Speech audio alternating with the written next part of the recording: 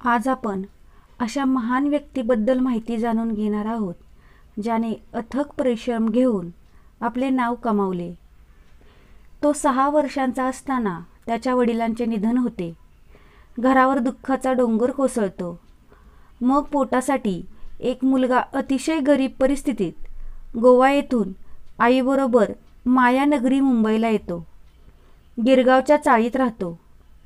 मुंबईच्या पालिकेच्या शाळेत शिकतो. आयुष्यातील कमीत कमी 12 वर्षे अनवाणी चालतो. सार्वजनिक दिव्याखाली अभ्यास करतो. घर चालवण्यासाठी आईचे शिवणकाम, इतर पडेल त्या कामात मदत करतो. हे सगळे पाहून मनात खूप मोठे होण्याचा वणवा पेटतो. पुढे तो इतका मोठा होतो की पद्मश्री, पद्मभूषण, पद्मविभूषण या भारतातील अनेक सर्वोच्च पुरस्कारांनी तो सन्मानित होतो. तो मुलगा म्हणजेच भारताचे नाव वैज्ञानिक क्षेत्रात जगाच्या नकाशावर नेणारे महान शास्त्रज्ञ डॉक्टर रघुनाथ माशेलकर. माशेल या छोट्या गावातून येत परिस्थितीशी 2 हात करत ते शिकत राहिले. 11वी बोर्ड परीक्षेत मेरिटमध्ये आले. शिक्षण अर्धवट राहते असे वाटत असताना यावेळी टाटा ट्रस्टची स्कॉलरशिप मदतीला धावून आली. पुढे रासायनिक अभियांत्रिकी विषयात PhD मिळवली, तीही वयाच्या 23व्या वर्षी. डॉक्टर यांचा उल्लेख आला की आठवते ते त्यांनी अमेरिकेसारख्या बलाढ्य देशाबरोबर दिलेला हळदीच्या स्वामित्वासाठी पेटंट दिलेला लढा.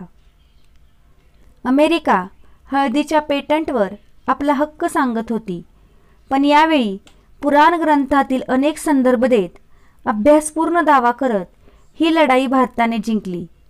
त्या काळात भारतासारख्या विकसनशील देशाने अमेरिकेला आव्हान देणे सोपी गोष्ट नव्हती. हाच प्रकार बासमती तांदळाचा.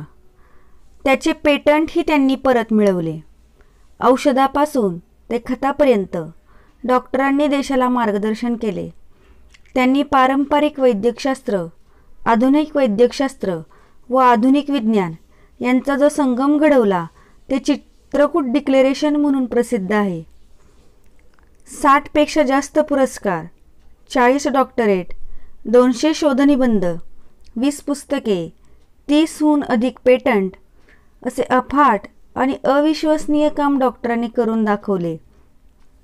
परदेशातील करोडो रुपयांची नोकरी लाथाडून हा माणूस सुरुवातीला 2100 रुपये महिना पगारावर भारताची सेवा करायला हसत हसत तयार होतो.